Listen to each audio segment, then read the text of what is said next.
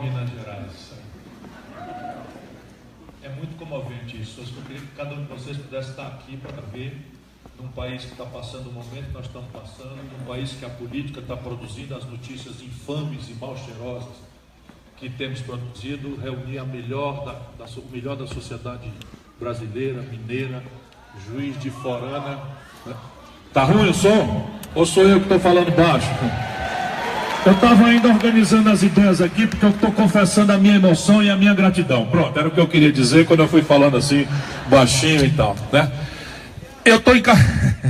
Vamos já achar. Eu estou encarregado pela organização, cumprimentando muito comovido a todos os professores, ao reitor que me recebeu tão bem, na pessoa do professor Altemir, muito obrigado pela sua honrosa presença, na pessoa do meu companheiro Gustavo, que além de ser professor de vocês, é meu companheiro de partido, e do futuro prefeito de Juiz de Fora, deputado federal, Arthur, porque quem topa ser líder estudantil já mostrou que tem vocação, e trazer essa montanha de gente aqui é a sua liderança, meu companheiro. Eu estou encarregado de conversar consigo sobre essa questão brasileira, complexa, tormentosa, e evidentemente eu tento fazer isso de uma forma algo superficial, algo telegráfica, porque o Brasil não é para amadores. Nosso país é hoje talvez a mais intrincada, mais complexa questão do mundo ocidental, porque no mundo oriental coisas mais graves estão acontecendo, no mundo oriental coisas mais graves estão acontecendo, mas o Brasil, só para a gente ter sentido moralmente, um sentido moral superior da nossa militância, é que hoje temos 13 milhões de brasileiros desempregados e já 7 milhões de brasileiros em condições de trabalho precário, vivendo de bico, se virando, tentando levar da mão para a boca o que puder para casa. Mas a gente ouvir, entender um pouco, porque eu tenho 37 anos de vida pública, gosto de abrir um parênteses mais recentemente, são 37 anos sem nunca responder um inquérito, nem sequer para ser absolvido, o que nada mais é do que a minha obrigação, mas é bom, né? Um tempo desse aí, eu digo aos meus amigos que sai lista, entra lista, e pode ficar tranquilo que eu não estarei também na próxima. É isso me autoriza. Isso nada mais é do que a minha obrigação. Esse negócio de moralismo de duelo também é uma condição muito perversa no Brasil. Isso é só minha obrigação. Mas eu digo isso para poder dizer algumas coisas meio azedas que eu ando dizendo por aí afora para desagrado de certos barões, certos nobres da elite brasileira. Para entender o que está acontecendo com o Brasil, eu estou provocando um olhar mais histórico. E como a universidade me pediu uma aula, então vamos lá. Professoralmente, eu vou dizer, em 1980, para arbitrar uma data, o Brasil representava 1% do comércio mundial. Isso é um sintoma de que tamanho nós temos, né? Hoje é moderno esse sintoma. Tem 1000 sintomas, mas eu estou tomando esse porque é impressionante.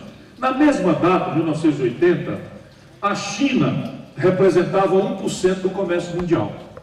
Com uma diferença, o Brasil tinha 130 milhões de habitantes e a China já tinha 800 milhões de habitantes. Portanto, nós éramos, em 80, muito mais ricos e sofisticados economicamente do que a China. Hoje, 2017, o Brasil representa 1% do comércio mundial e a China representa 12,5% do comércio mundial. Viu a proporção? Ela é 1 e 1 iguais. Hoje nós somos 1, estamos patinando, e a China já representa 12,5% do comércio mundial.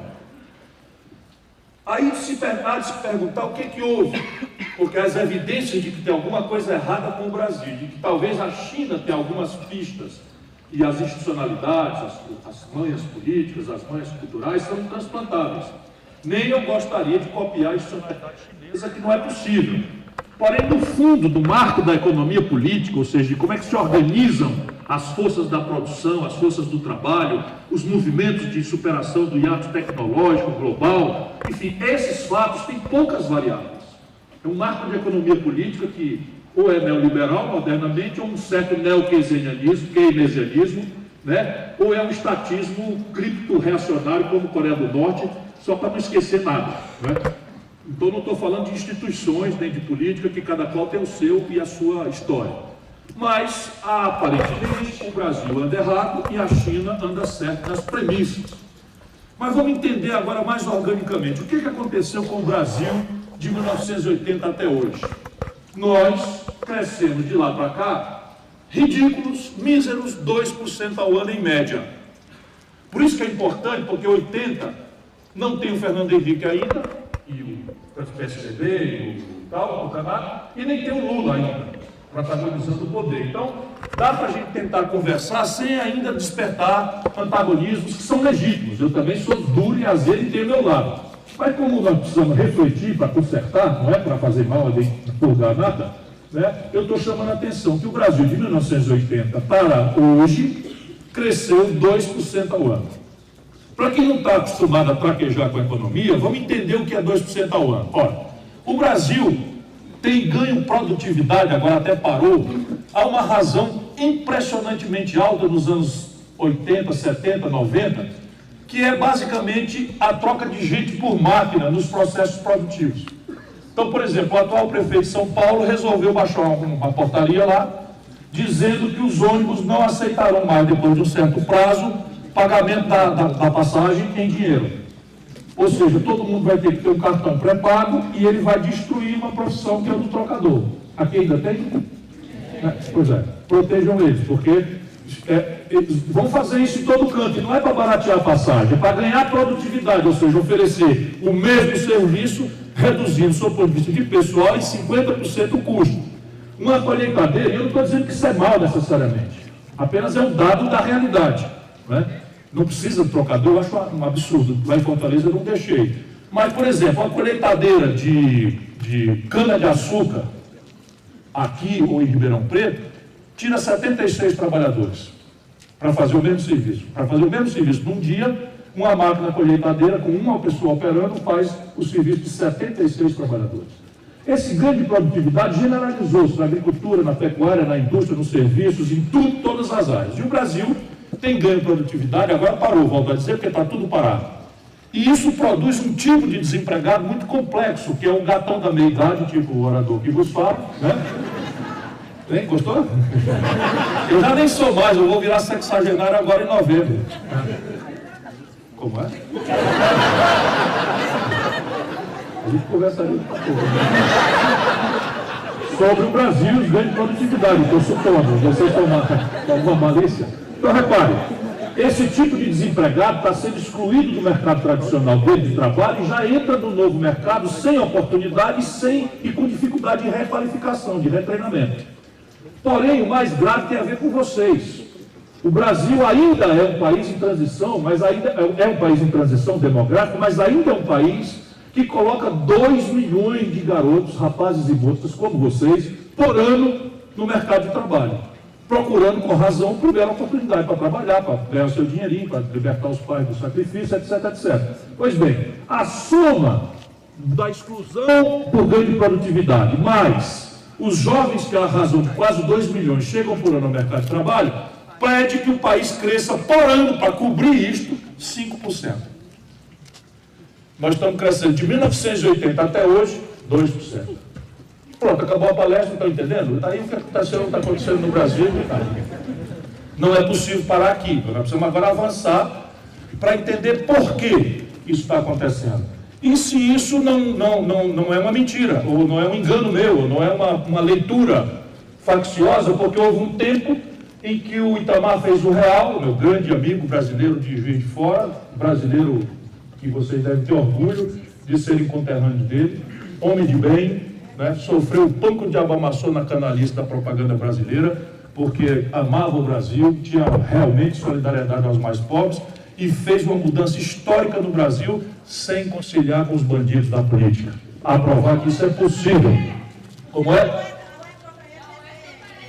Estou sabendo. Olha lá, essa é a terceira parte, né? Tem uma conversa ali para mais tarde. Sobre ganho de produtividade, eu estou dizendo. Isso está no Facebook, eu estou ferrado. Então, repare, houve um tempo que o Itamar encerrou o imposto inflacionário, e veja o que eu falei. No Brasil, vocês são muito jovens, a inflação demorou quase 40 anos, acima de 2 dígitos, de 10% a 87% ao mês. E isso nunca houve na história da humanidade. Por quê? Porque ao contrário dos manuais de economia de Chicago, que a gente estuda e às vezes não percebe a realidade, no Brasil a inflação não era uma doença da moeda. Porque onde ela se apresentou como doença da moeda, logo contra ela se celebraram consensos e ou rupturas políticas. O Hitler foi produzido, o nazismo na Alemanha foi produzido por um surto inflacionário que durou 5, 6 anos. Não durou mais do que isso, e deu no Hitler. No Brasil demorou quase 40 anos. E eu danava para entender que entre nós a inflação não era uma doença da moeda. Era um tributo, um Robin Hood às avessas, que cobrava progressivamente mais dos pobres e regressivamente menos dos ricos. Por quê? Porque nós inventamos uma coisa aqui que só tem a lei da jabuticaba aqui, a correção monetária. Então quem tinha dinheiro estava com o dinheiro protegido na correção monetária. E quem não tinha dinheiro comprava 1 quilo de feijão dia primeiro, anotava na bodega 1 quilo de feijão e pagava 10 vezes ou 5 vezes ou 4 vezes o preço do dia que ele comprou, porque ele era obrigado a pagar em gênero e a moeda dele estava sofrendo a corrosão diária da coisa. Pois bem, então isso era um imposto. Por ser um imposto, na hora que foi abruptamente cessada, financiou um surto, um ciclo de consumismo populista, que eu estou botando essas palavras muito duras para provocar, que deu popularidade ao Fernando Henrique, permitiu a reeleição, etc, etc, etc. Porém, encerrado esse ciclo do imposto inflacionário, o Brasil quebrou. Então, crescemos 5,7% no Itamar Franco, eu, ministro da Fazenda, ajudei a fazer o real. Crescemos 3,5% no primeiro ano, 3% no segundo, e quebramos o Brasil. E o Lula teve a oportunidade de chegar ao poder, porque quebraram o Brasil 3 vezes. Quando o Lula chega no poder, ele também experimenta um ciclo de consumo populista, desta feita financiada não pelo imposto inflacionário, mas por um ciclo único na história da humanidade de superpreços de commodities, que são esses produtos da tradição produtiva brasileira de baixo valor agregado. Por exemplo, minério de ferro.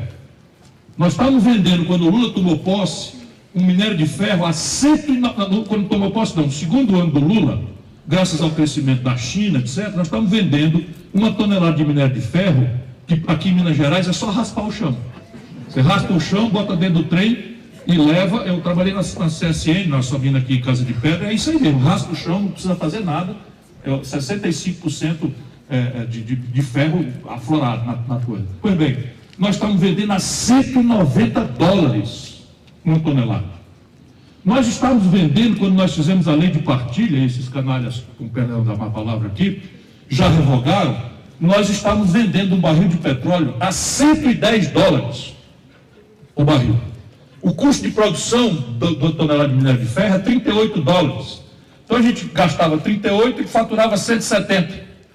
A gente gastava do petróleo 40, 41 e ganhava $110. Então era enriquecedor. Com isto, o Lula também teve condição de financiar de forma consistente um ciclo melhor e mais consistente do que o do Fernando Henrique, porque o Lula meteu a mão já em algumas coisas mais estratégicas. 3 são muito relevantes para a gente compreender que a política pode produzir esses milagres debaixo do mesmo céu, pisando no mesmo chão e com a mesma gente maravilhosa e mestiça que nós somos. Portanto, a política, e só ela pode produzir essas coisas. O que aconteceu? O Lula, quando tomou posse, o salário mínimo a poder de compra equivalia a $76. O Lula, quando entregou para Dilma, o salário mínimo equivalia a $320 a poder de compra. Alguém estranha, por que eu falo em dólar? É porque o dólar é um preço relativo, dado que é a única moeda de troca internacional, é um preço relativo que contamina todos os outros. O povo, a gente não compra dólar, mas a gente come pão. e no domingo uma pizza. Quando dá certo, tem uma namorada nova para agradar e tal, né? A gente vai e leva na pizzaria. O cara é antigo, né? Leva a menina para a pizzaria. Pois bem, trigo, pão e pizza é trigo.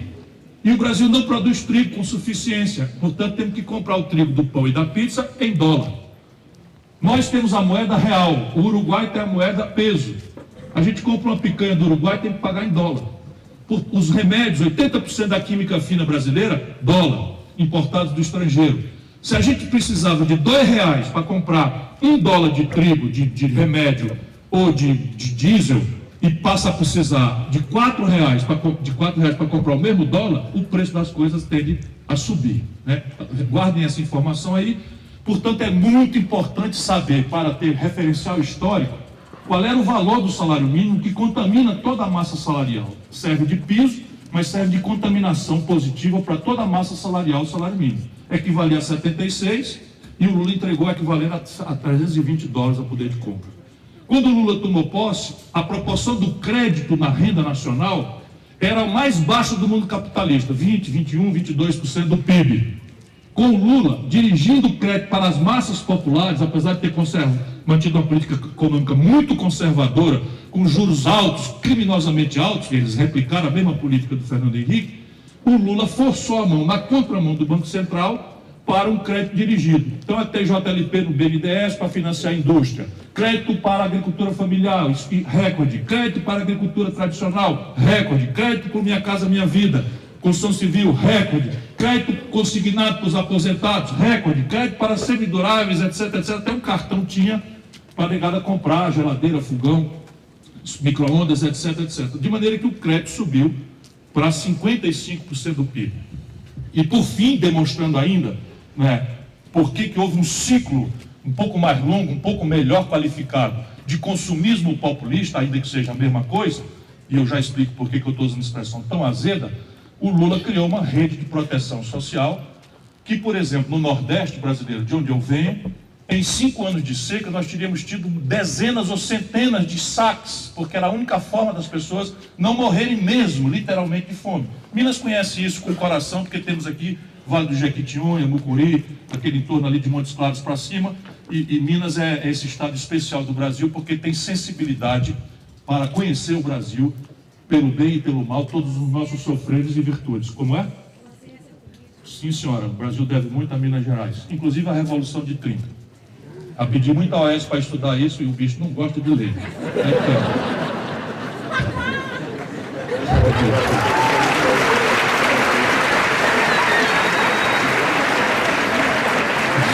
Eu sou um provocador nato, né? Para levar uma vaia numa dessa, era daqui para ali, mas obrigado. Não, essa é só uma brincadeira. Mas eu falei isso com ele muitas vezes mesmo, né? Então repare bem, por que ainda tendo tido essa qualidade, o ciclo do Lula também era insustentável? Também era um ciclo de consumismo populista, felicitante, popularizante, que permitiu a ele se reeleger, apesar da escalada de golpe já ter se levantado contra ele no chamado mensalão, e depois a Dilma cai. Por quê? Porque a crise de 2008 praticamente pôs um fim em 2 décadas ou 3 décadas da perversão neoliberal. A ideia vã, porém muito interessante sob o ponto de vista de determinados argumentos, de que o Estado tinha cumprido seu papel, que doravante o moderno era diminuir o Estado a uma dimensão mínima, aspas, de baixo custo, que sinalizava com uma promessa jamais cumprida de redução de impostos, e satanizada pelas perversões que o Estado tem, corrupção, ladroeira, e fraude, e ineficiência, e maltrato da população no posto de saúde. Então faltam caricaturas para você esculhambar o Estado e prevenir ou propor uma solução maravilhosa, simplificadora, grosseira, que é, sabe esse monstro aí? Vamos dominá-lo, cortá-lo, reduzi-lo a uma dimensão mínima, de baixo custo, e vamos desentranhá-lo de qualquer influência, de qualquer interferência no domínio econômico, porque esse negócio de comércio, de indústria, de produção, de transferência de renda, quem entende disso é o mercado. Ponham aspas nisso aí tudo, eu estou replicando aqui de forma resumida, a perversão neoliberal, que sistematizou-se na Inglaterra com Margaret Thatcher, veio para os Estados Unidos no Reaganomics, né, com Reagan, e que se sistematiza para o mundo pobre, onde estamos nós, e nós no mundo pobre somos dos países que mais tinha a perder, e o que mais perdemos nessa esparrela, nessa bobagem, que vendida como ciência boa não passa de ideologia de quinta categoria. O resultado prático é que a onda neoliberal produziu a maior crise da história do capitalismo mundial. Já tinha evidência disso na crise de 29, mas a gente tende a ser de baixa memória, a humanidade, não só o brasileiro não. E aí nós caímos de novo na mitologia, esquecemos toda a conquista do welfare state na Europa, esquecemos toda a extraordinária presença dos americanos no pós-guerra, que saem de oitava potência para a primeira potência, com base numa economia keynesiana, com base no New Deal, com base no esforço do Roosevelt, né, de industrializar a América, num primeiro momento, com a compra governamental dirigida para o esforço militar, e para o esforço, depois, modernamente, para o esforço aeroespacial, para o complexo industrial de saúde, etc. Toda a experiência empírica jogada no lixo, em nome de uma mitologia grosseiramente simplificadora, porque a Europa começou a perder a competição para a China, para o Japão, para a Coreia do Sul, que são estados que não trazem a carga da cunha fiscal do welfare state, do estado de bem-estar, que onerava a Europa. Só que, se eu fosse um lord inglês, eu até entendia bem, mas o Brasil definitivamente não é a Inglaterra. No Brasil, a miséria é a regra. Na Inglaterra, quando começou o thatcherismo, a pobreza estava resumida a 1% da população. 1%. E aí você trata isso com políticas sociais compensatórias que estão escritas lá, no consenso de Washington, no primado neoliberal. Esta onda aí, depois eu vou tentar responder perguntas de vocês, eu estou preocupado de não abusar muito do tempo. Essa onda morreu de morte explosiva em 2008. Em 2008, a crise do sistema bancário americano provou com gravíssima contundência que o laissez-faire, a ideia de deixar o mercado livre, espontâneo, sem a regulação, produz mesmo fraude, inequidade e instabilidade. E no limite, esterilização de riquezas. Se vocês quiserem, eu posso descrever o que eles fizeram como se fosse coisa moderna e, na verdade, um cassino fraudulento que esterilizou mais de 3 trilhões de dólares naquela ocasião. Foi disparada a maior crise, mesmo que 29 tenha sido uma crise que deu na agonia da Segunda Guerra Mundial. Quando esta crise acontece, por que o Lula escapa, mas a Dilma está chegando? A Dilma se elege em 2010 e começa a esconder as consequências práticas desse colapso para nós. Lembra dos preços das commodities, com o qual nós, por uma dezena, quase 10 anos, financiamos a nossa melhoria de vida? Sumiu. O minério de ferro, porque a China caiu para menos da metade da sua taxa de crescimento dos últimos 20 anos, caiu de 190 dólares para 38. Toda a mineração de médio e pequeno porte do mundo de Minas quebrou, fechou. Nós na CSN, eu trabalhava na CSN, balançando, porque nosso custo de produção é 35 dólares, e ficamos ainda ganhando ali, ganhamos 190 sobre 35, passamos a ganhar 3 sobre 35, 38 dólares. Sabe o petróleo que nós fizemos todos os planos do pré-sal, começamos a fazer compra e brigar por onde é que a gente ia botar o dinheiro, passar para o Rio de Janeiro, que nós íamos botar o dinheiro na universidade, dizemos nós que lutamos pelos votos para a universidade, e não, que não podia ser, que não sei o que e tal. Parece aquela história da rural velha que o pai disse para a família lá em Varginha que ia comprar um rural e os filhos começaram a brigar para quem ia na porta. E o pai mandou descer todo mundo que não tinha dinheiro para comprar um rural para mim. Então nós começamos a discutir o dinheiro do pré-sal e o pré-sal micou. Porque nós gastamos 41 dólares na data para fazer um barril de petróleo do pré-sal e vendíamos a 110. E o petróleo caiu para 30. De maneira que nós começamos a ter prejuízo no barril. Nós estamos em 41, hoje está melhor porque ganhamos escala. Nós estamos aí e deu uma melhoradinha o preço. Mas o fato é que todos os produtos brasileiros com os quais nós pagávamos a conta externa, e aqui começa a indiciar o real problema, que explica por que nós estamos apelados nesses 2% críticos aí, nós perdemos preço. Soja caiu, milho caiu, todos os preços das commodities caíram. Resultado prático, o nosso modo de viver, eu digo nosso mesmo, de todos nós, é moderno e conectado no mundo. A única coisa que está de fato globalizada é a informação, o resto é mentira. A condição de financiamento é nacional ou regional, não é uma coisa. O nível de maturidade tecnológica varia de país para país e é uma função do nível de educação, de treinamento, capacitação, extensão universitária, isso varia de país para país. A escala das empresas, ou seja, o tamanho com que elas se apresentam para competir, depende do tipo de renda média que a população tem em país, que varia de país a país. O Brasil tem a mais desigual distribuição de renda do mundo. 7 em cada 10 empregos nossos são germinados em pequenas empresas que, por definição, trabalham em pequena escala. E qual é a tragédia? A tragédia é que uma empresa que vende serviços ou produtos em larguíssima escala, invariavelmente o preço final desse serviço ou desse produto é mais barato do que custa produzir a mesma coisa em pequena quantidade. Compreende? Quer dizer, os empresários brasileiros começam a perceber que tem uma coisa errada e atiram no custo do trabalho, atiram na carga tributária, não sem ter alguma razão.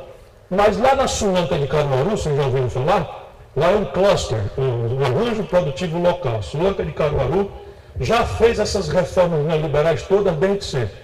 Lá não tem carteira assinada para ninguém, lá não tem licença de prefeitura para ninguém, lá não tem nenhum imposto de nenhuma natureza, e uma calça jeans chinesa, por escala, chega mais barato na Sulanca de Caruaru do que custa produzir a mesma calça lá. E agora vamos entender que a agenda está toda errada.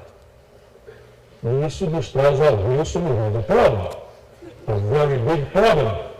Nós temos que considerar agora o que aconteceu. Ora, se o meu modo de viver é ligado no globalizado e informação, e eu sou induzido a crer, isso é uma especulação meio filosófica, né, de baixa qualidade, que é a introdução de um livro que eu estou escrevendo. Mas basicamente é o seguinte, eu estou especulando, para falar de economia política, que houve um trânsito nos últimos 30 anos em relação ao locus, ao local, à ambiência onde você busca a felicidade. Nós, mais ou menos, lucidamente, estamos na vida para ser feliz. A gente quer ser feliz, busca ser feliz, procura ser feliz. Os filósofos especulam com clareza sobre isto, e nós outros vamos só marcando o encontro do sábado, vamos, né, enfim, vamos pitando um cigarrinho de palha, ou aquelas outras coisas que alguém gosta e tal. Dizem que eu gosto, eu não gosto, né? Eu não gosto, não tenho nenhum problema.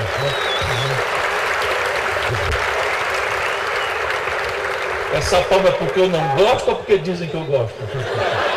Não respondam, fica aí. Então repare bem, a gente vai tangendo a luta por coisa, e na minha geração a gente buscava essa felicidade num ambiente espiritual. Eu não estou falando de religião.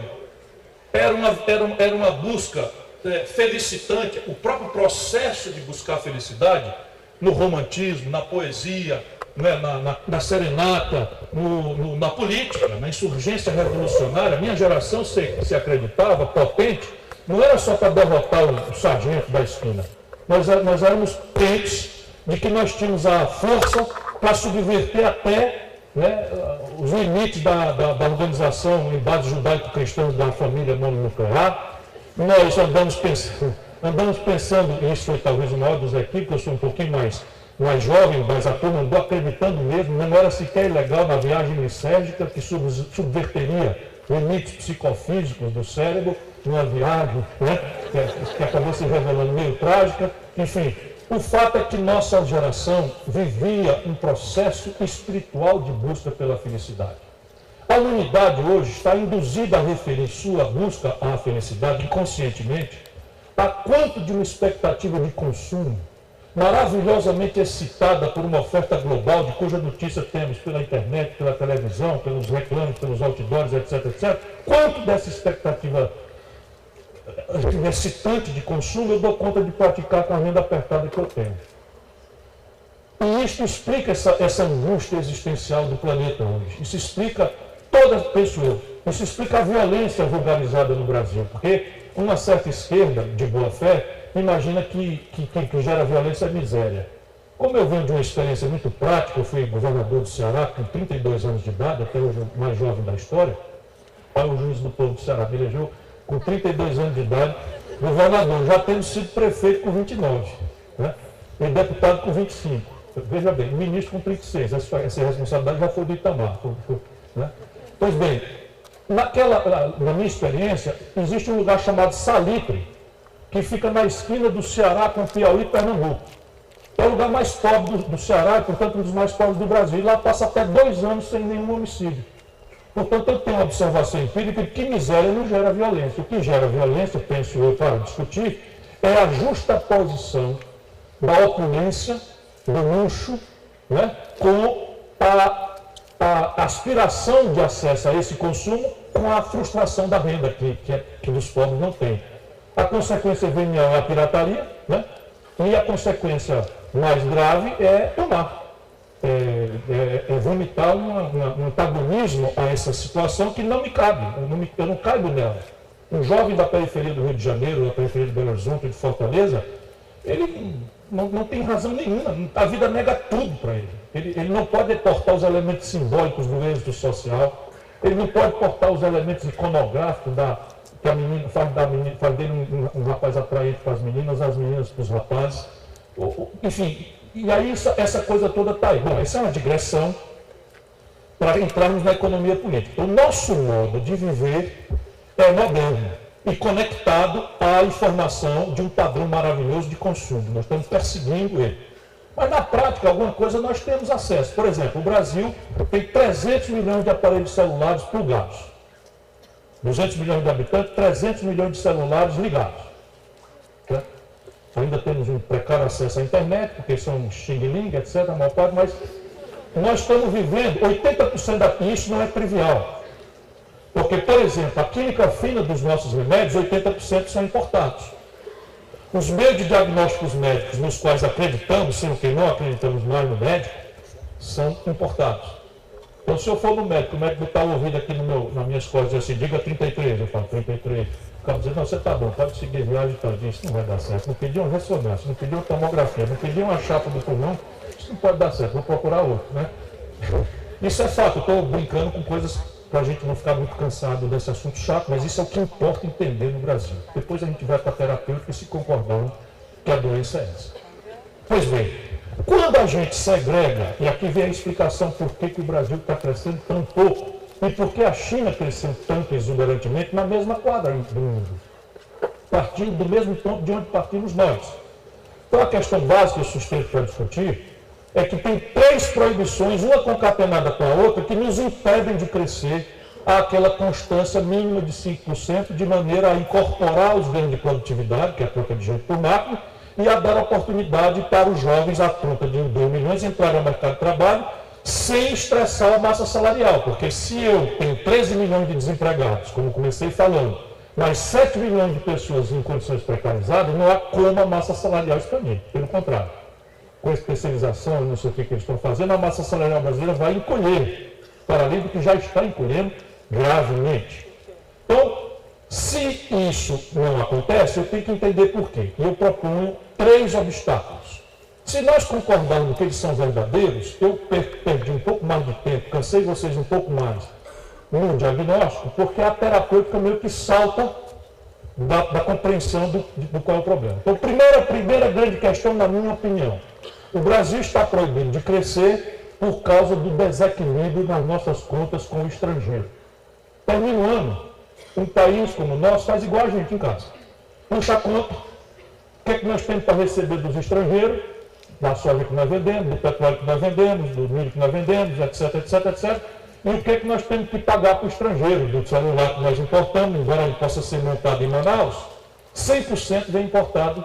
80% do valor de um carro que nós andamos, mesmo produzido aqui, em Betim, o Fiat, 80% do valor do carro importado para o estrangeiro.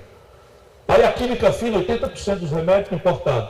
E assim sucessivamente. Então, ótica, novos materiais, condutores, enfim, fibras, química fina, fertilizante, etc, etc, etc. O Brasil tem uma conta em dólar que, segregada na parte comercial, e faz para conta. O que é que o Brasil industrializado produz e vende para o estrangeiro?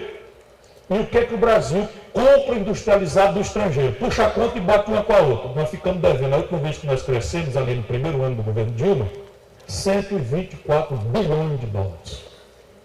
Porque abrimos mão, por prostração neoliberal, de uma política industrial de comércio exterior. Porque acreditamos na mitologia de que o mercado, espontaneamente, vai resolver essa contradição. E repare, quem está falando aqui é uma pessoa que respeita e acha que o mercado tem um papel muito importante, mesmo essencial. Mas nunca foi experiência histórica de nenhuma nação do mundo que o mercado sozinho, deixado livre, tenha produzido equação de desenvolvimento. Porque deixado livre, ele se oligopoliza, ele se monopoliza, produz desigualdade, produz instabilidade, injustiça e violência. A vida inteira é a experiência empírica que se tem. E quem sabe, quem tem êxito, é quem vê o oposto. Uma economia política mista, que soma as virtudes da iniciativa privada, mas confina a uma ideia de projeto e procura protagonismo, superar em parceria, né, as grandes questões do financiamento, a questão da maturidade tecnológica, a questão do ganho de escala, ou a política comercial e exterior que proteja o pequeno em outros modos de organizar essa competição do grande, que vai esmagar. Isso tudo tem a ver com coisas muito praticáveis. Pois bem, se nós abrirmos mão de um projeto e segregando o manufaturado, nós faturamos 124 bilhões, no mesmo ano, a mineração e a agricultura produziram um superávit de 89 bilhões de dólares. Isto aqui abre um parêntese. Ninguém está autorizado a fazer abuso contra a natureza, ninguém está autorizado a fazer abuso com trabalho escravo ou semi-escravo, ninguém está autorizado a enfiar nada de experiência prática. Porém, números, quem está pagando o nosso modo de viver são o agronegócio e a mineração, que estão segregados aí no imaginário brasileiro como do mal. Entende? Do mal e do bem. Né? A Marina, por exemplo, bota aquele chave dela, e dando a falar mal de quem está pagando a nossa conta. Não autorizo, volto a dizer, nenhum abuso. E minha solidariedade é com o pequeno, é com o sem terra. Porém, olha aqui, passou o ano, 124 bilhões tendo que pagar de buraco na conta industrial. 90 bilhões entra e fica faltando 30 para fechar a conta. E aí, 30 é só na parte comercial. Como nós mantemos o projeto nacional, vem as outras contas. Sabe esse país que tem 8.400 quilômetros de litoral?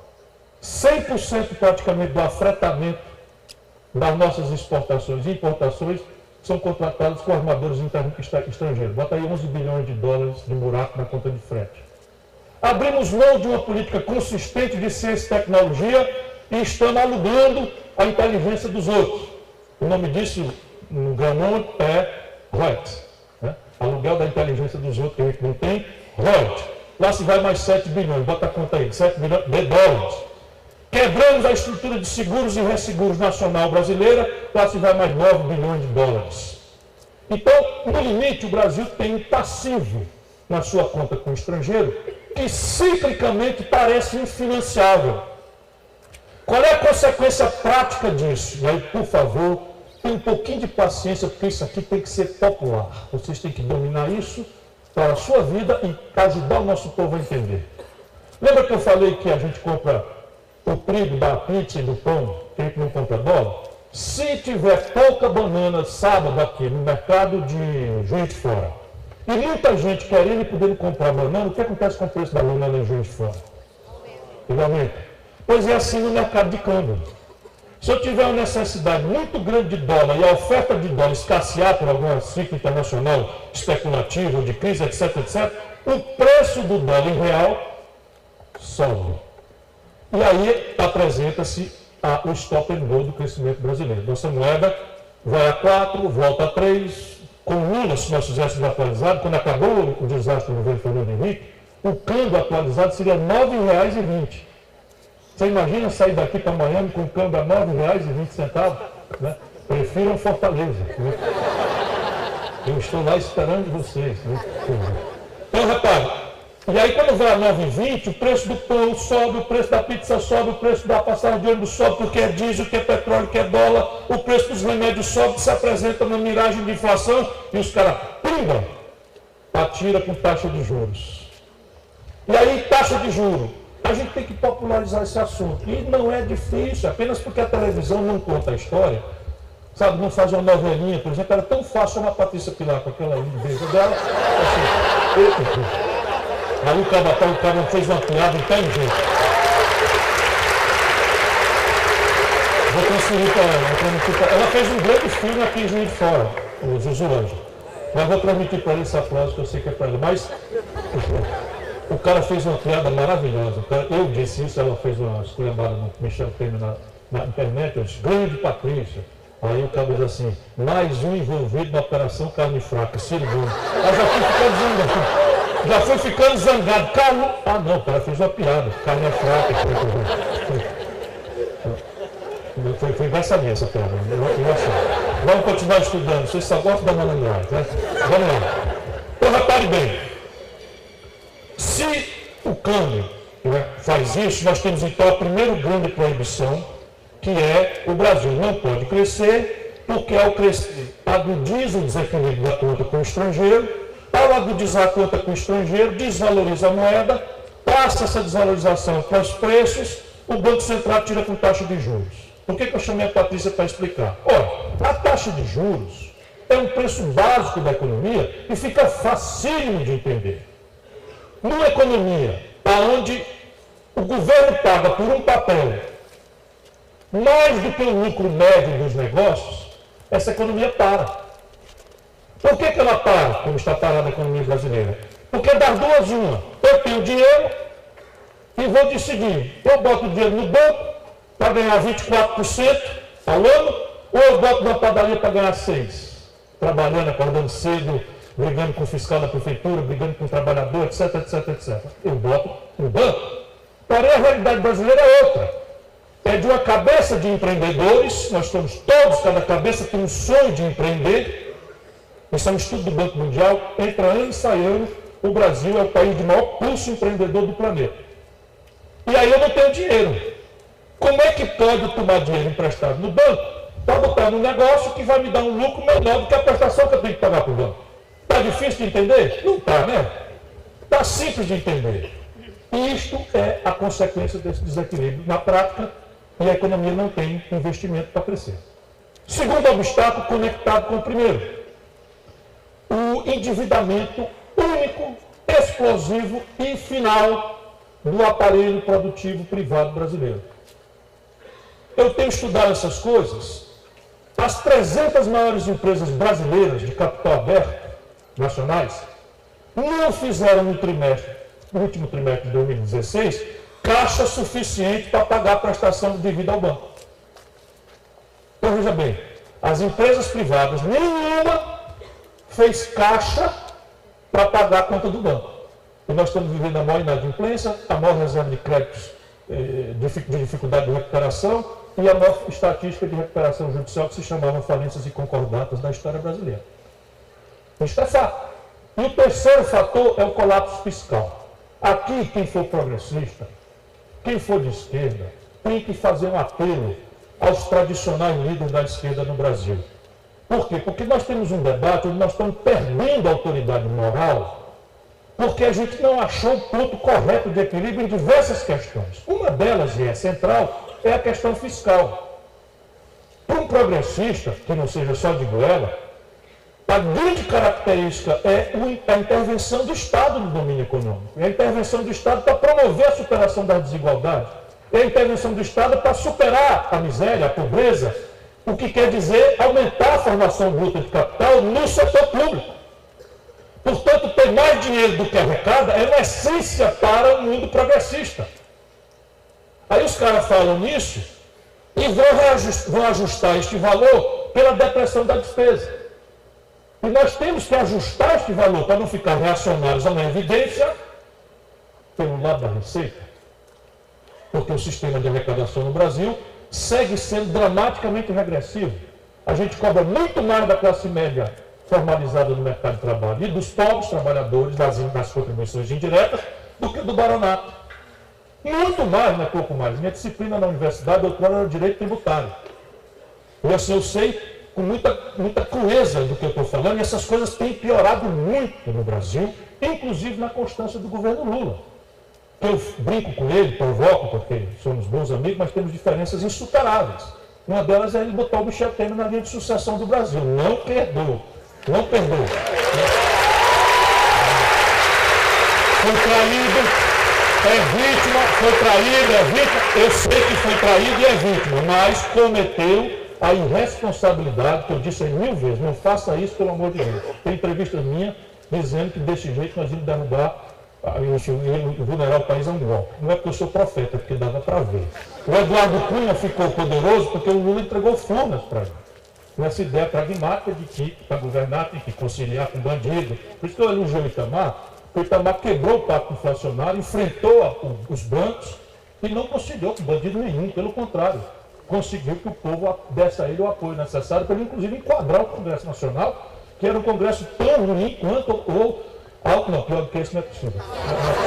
Mas era quase tão ruim quanto, né, naquela época. Esse definitivamente é o pior de todos, da história. Pois bem, este passivo das empresas é causado por aquele mesmo disparo da taxa de juros que eu já falei. Então não preciso mais falar. Tem que é o terceiro. O terceiro é o colapso fiscal. Se nós olharmos hoje, por exemplo, a situação de Minas Gerais, a situação do Rio Grande do Sul, ambos estados criticamente centrais para o equilíbrio republicano no Brasil, criticamente centrais para evitar o monopólio de plutocratas que estão sediados na Avenida Paulista, ao redor do financismo, do rentismo financeiro, emasculados, castrados, prostrados de joelho e falidos.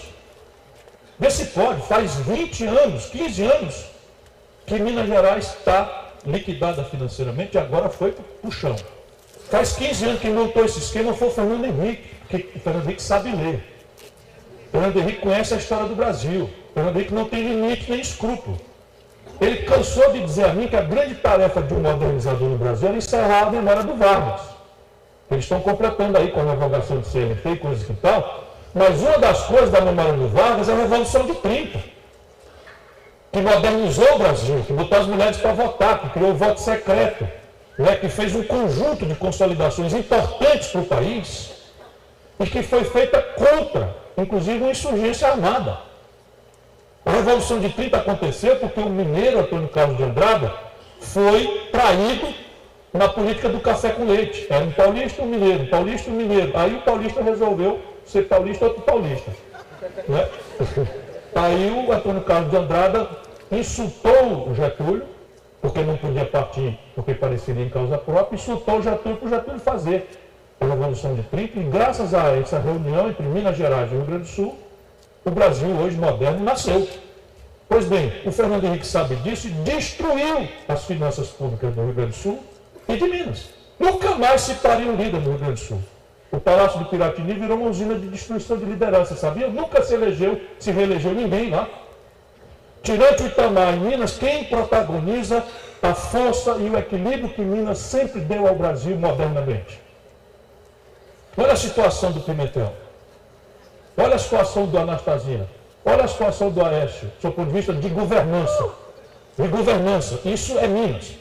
Mas isso está acontecendo no Rio de Janeiro. O Rio de Janeiro está quebradinho da Silva. E para mim cumprir da conversa, 14 estados brasileiros estão quebrados. Quebrados quer dizer, não pagam a folha de pessoal. O Ceará está fora a parte, porque ali no caso é diferente. Mesmo, porque a gente tem coesão política. Eu tenho coesão. 2/3 dos deputados do Ceará votaram contra o impeachment. Foi o único estado do Brasil. 2/3 contra. Já que o senhor bateu palma, das 100 melhores escolas do IDEB, esse indicador aí, das 100 melhores escolas, 77 estão no Ceará. Quantas? As 24 primeiras. E o melhor IDEB do Brasil é Sobral, a minha cidade, encravada no sertão do semiárido. A melhor IDEB do país. Né? Porque a política é capaz de produzir esses milagres, mesmo com dificuldade de dinheiro, em ambiente econômico precário. Semiárido do Nordeste, não, por favor, não acreditem que lá é um paraíso, não. Está muito longe disso. Somos muito pobres, mas é possível resolver algumas equações ou encaminhá-las de forma fecunda e produtiva, com resultados práticos. Pois bem, a formação bruta de capital do setor público brasileiro este ano, orçada, que quer dizer, uma previsão, que muito provavelmente não se praticará, está em ridículos 1,6% do PIB. Ou seja, a União Federal vai investir 0,4% do PIB, eu vou aterrissar no tema derradeiro da questão da educação, e os estados e municípios, o que resta de frangalhos, juntos vão investir 1,2% do PIB se o orçado for praticado, o que é improvável. Ou seja, sabe quanto é que nós vamos gastar de juros para banco esse ano? 12%. Ou seja, tudo que nós vamos investir em estados, união e municípios, 1,6%. 10 mil famílias de barões, com a intermediação do Estado brasileiro e dos bancos, 12% de transferência de riqueza de quem trabalha e produz. Este é o Business. Se este diagnóstico for correto, a terapêutica vai ficando meio evidente. Temos que recuperar a ideia de projeto nacional de desenvolvimento, temos que afirmar e coesionar, pelo menos uma grande esmagadora maioria, de que o objetivo nacional permanente é o enfrentamento e a superação da pobreza e da desigualdade. Daí sucede, por óbvio, que só se supera a desigualdade e a pobreza se o país voltar a crescer. Nós já aprendemos hoje aqui, com suficiência para, no mínimo, incorporar os bens de produtividade e os jovens que chegam ao mercado de trabalho, mas para melhorar a distribuição de renda temos que crescer mais. Se o que proíbe o crescimento é o desequilíbrio na conta externa, nós tivemos uma rápida descrição aqui, precisamos superar isso. Como? Vamos entender esse desequilíbrio. 25 bilhões de dólares é petróleo e gás. A estupidez do Brasil vender petróleo bruto barato e importar óleo diesel caro em dólar que a gente não produz. Então, vamos verticalizar, substituir importações, refinar 100% e gerar um excedente, de maneira que o Brasil pare de importar, pare de exportar petróleo bruto e passe a exportar excedentes com valor agregado alto, faturando em dólar, para dizer onde é que vem o dinheiro para a gente crescer. Se a questão do passivo das empresas privadas estrangulado por essa política, nós temos que consolidar esse passivo. E aí, evidentemente, tem que ser feito em critérios absolutamente severos, inclusive, se for o caso, negociando mudança de controle. Associação do capital estatal, Golden Share. Eu estou só querendo falar aqui que existem 1000 caminhos para você equacionar isso. Um deles, por exemplo, eu estou propondo para provocar, o Brasil nessa tragédia toda tem 370 bilhões de dólares de reservas cambiais no estrangeiro. Um petista mais acelerado, assim, quer que a gente gaste esse dinheiro fazendo uma ponte ou construindo uma escola. Isso não é possível. Por quê? Porque este dólar, ao chegar no Banco Central, o Banco Central converte imediatamente em real. Então esse dólar em real já está circulando na economia brasileira ou foi enxugado pela dívida, pelos títulos públicos, para não ficar dinheiro demais circulando, porque tem um efeito inflacionário. E aí esse dólar que já foi convertido, você hospeda no estrangeiro. Mas eu posso perfeitamente fazer um fundo soberano e ou capitalizar o banco do BRICS, que eles estão desmontando essa operação extraordinária que nós estamos montando de um alinhamento internacional diferente. Criamos um banco que é a primeira iniciativa de financiamento rebelde a Bretton Woods, que é Fundo Monetário Internacional, Banco Mundial, que sofre influência central da pusilanimidade ideológica americana.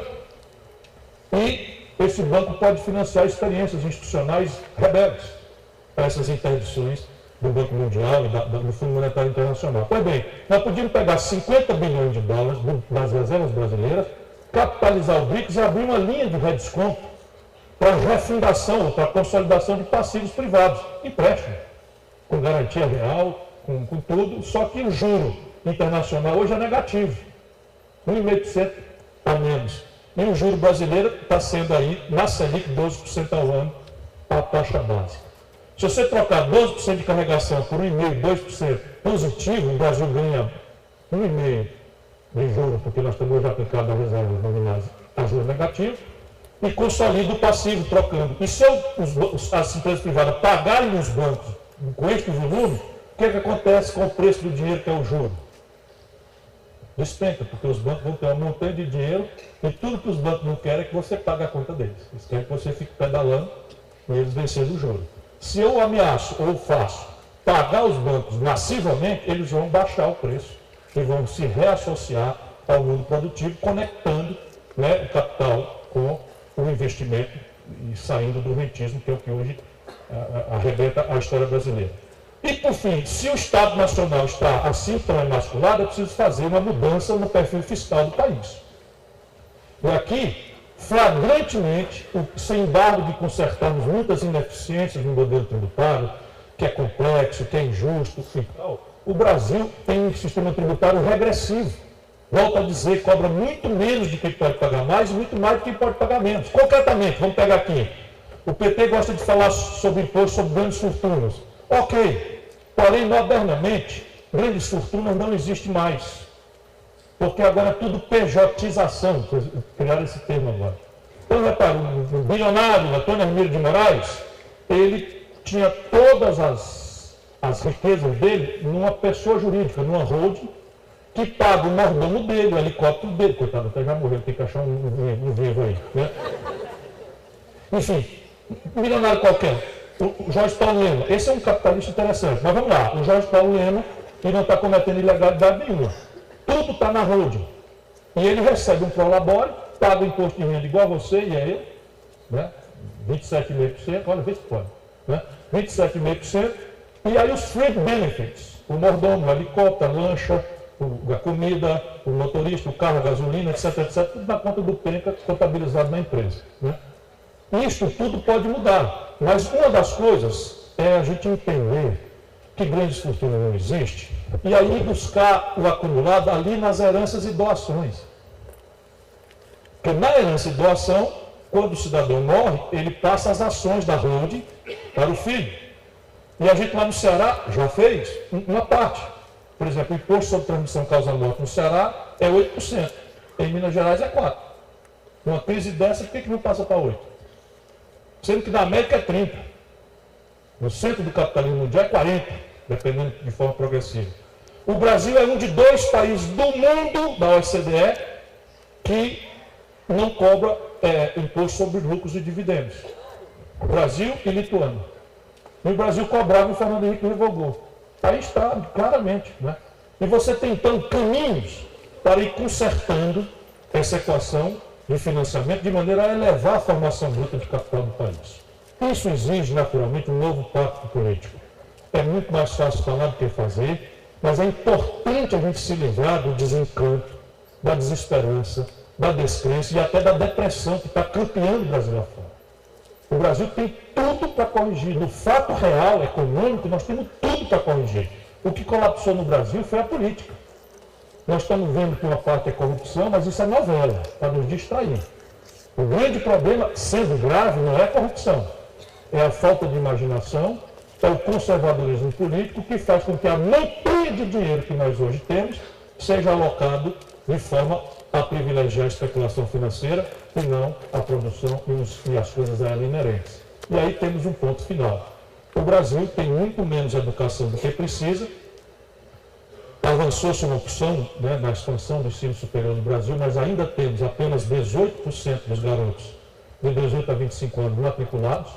Isso é um número bruto.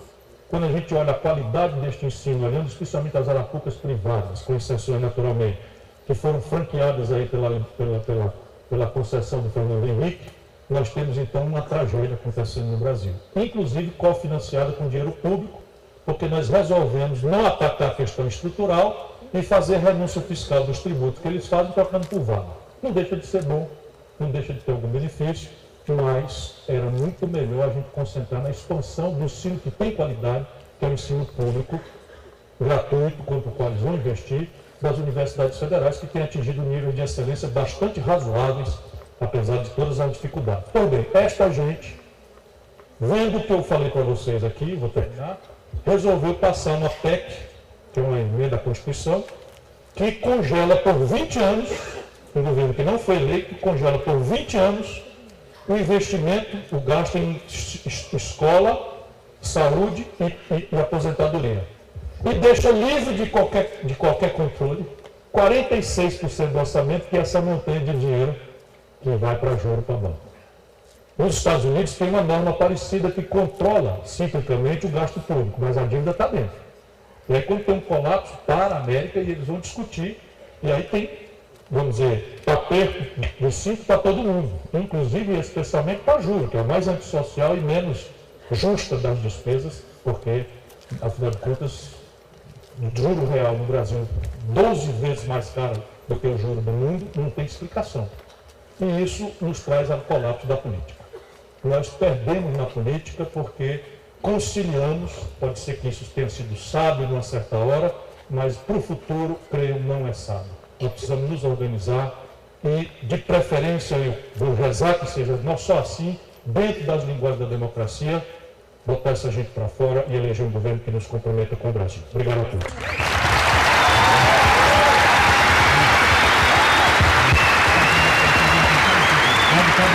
Boquim.